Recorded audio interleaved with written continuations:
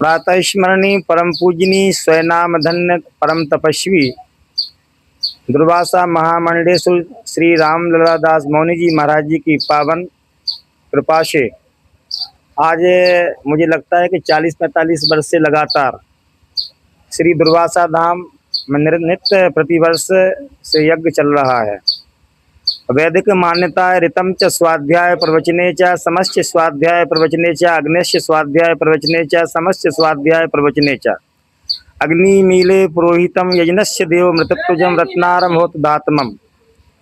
और यजनो वही श्रेष्ठतरम कर्म कर्म ब्रह्मोद्भवम विद्धि ब्रह्माक्षर समुद्भवम तस्मा सर्वगतम ब्रह्म नित्यम यज्ञ प्रतिष्ठितम।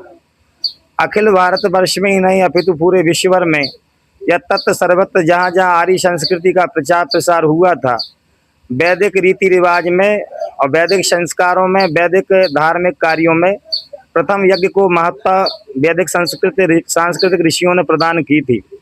यज्ञ से मतलब होता है कि पूरे अखिल ब्रह्मांड को जोड़ देना, चरचरात्मक रूप से भगवान हरिहर की उपासना करना। हरिहरति पापानि दुष्ट चित्ते रपि स्मृता शिवे शिव भवानीति जपता। शिव शिव का नाम जपने से व्यक्ति कल्याण का मार्ग प्रशस्त प्राप्त कर लेता है। उसी प्रकार से हरि भगवान का नाम जपने से व्यक्ति की दुष्ट प्रवृत्तियां नष्ट हो जाती हैं। तो आज हमारे ऋषि महर्षियों ने जो संकल्पना त्रेता सतयुग द्वापर कलयुग तक की जो परंपरा में चली आ रही आप्त महापुरुषों की परंपरा है, उसके माध्यम से हरिहरात्मक जो यज्ञ होता है उससे पूरी प्रकृति माता प्रसन्न होती हैं। और प्रकृति जो है हमारा वास्तविक स्वरूप है, क्योंकि प्रकृति माता के द्वारा ही यह सिद्ध होता है कि मैं नार वाट देयर मदर मेड देम माता निर्माता भवती। यास्क से लेकर के निरुक्त तक में सारे महापुरुषों ने एक ही वाक्य कहा है कि हम प्रकृति माता के उपासक हैं, और जब प्रकृति माता हमारे लिए श्री भगवान के श्री चरणों में पहुंचा देती हैं। इसलिए हरिहरात्मक जो यज्ञ है भगवान शिव जी की प्रसन्नता के लिए, नारायण भगवान की प्रसन्नता के लिए, श्री रामकृष्ण भगवान की प्रसन्नता के लिए यह कार्य संपादित होता है। यह केवल अपने स्वार्थ के लिए नहीं होता है। यज्ञ के माध्यम से जितने 84 लाख योनियां हैं उनको ये तृप्ति और उनकी योनियां परिवर्तित होती हैं। इसलिए मनोवैज्ञानिक विश्लेषण करते हुए बर्ट्रैंड रसेल ने कहा था कि भारत में जो यज्ञ की परंपरा है उससे समस्त विश्व का पर्यावरण शुद्ध होता है। और इसी के लिए मार्क ट्वेन से लेकर मैक्स मुलर ने जो व्याख्या की है, उनका कहना है कि भारतवर्ष ही यज्ञ भूमि की तरह है। और उसका प्रचार प्रसार पहले इराक, ईरान, दजला, फराज से प्रारंभ करते हुए England, America, Libya, Lebanon, Congo, जेरे, जमाइका, सूडान, खार्तूम तक था। लेकिन आज वह केवल भारतवर्ष तक, नेपाल तक, फिजी, मॉरिशस, युगांडा तक शेष रहा है। 800 वर्ष पहले पूरा इंडोनेशिया रामकृष्ण भगवान का उपासक था। आज भी वहाँ की संस्कृति में रामायण का प्रचलन है। वहाँ की 20 साल पुरानी यदि हम मुद्रा का अवलोकन करें तो वहाँ पर रामकृष्ण भगवान, गणेश देवी, दुर्गा जी की फोटो करेंसी पर, नोट पर मिलेगी। यह बताता है कि हमारे यज्ञ की परंपरा कितनी पुरानी है।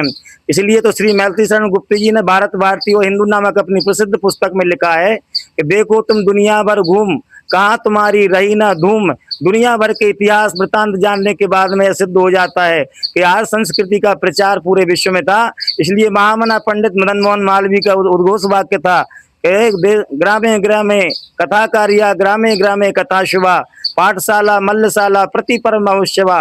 गाँव गाँव में यज्ञ हो, गाँव गाँव में पूजा पाठ हो, जब तक हो महापुरुषों की जन्म जयंतियां मनाई जाए। उसी परंपरा के लिए श्रीमान शुभमदास जी महाराज जी, श्रीमान रामकृष्ण दास जी महाराज जी और यहाँ पर विराजमान संत महापुरुष सभी उसी परंपरा के संवाहक हैं। और इस परंपरा के माध्यम से वैदिक ऋषियों का उद्घोष वाक्य चरितार्थ होता है और वह कृतार्थ हम आम जन मानस कृतार्थ होते हैं। इस परंपरा के लिए कहा गया कुलम पवित्रम जननी कृतार्था वसुंधरा पुण्यवती चतेन अपार संबित सुख सागरेशमिन लीरम परे ब्राह्मणी यश चित्ता।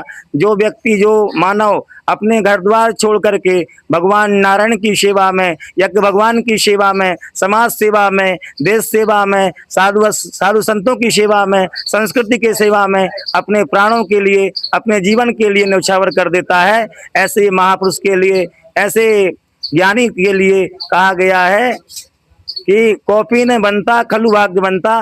तो श्रीमान शुभमदास जी महाराज जी उसी पावन परंपरा के लिए आगे बढ़ा रहे हैं। हम सब उनके लिए ये शुभकामनाएं करते हैं। यज्ञ भगवान की कृपा से और नित्य निरंतर उत्कर्ष की ओर बढ़ते रहें। इतना कहकर मैं अपनी वाणी को विराम देता हूँ।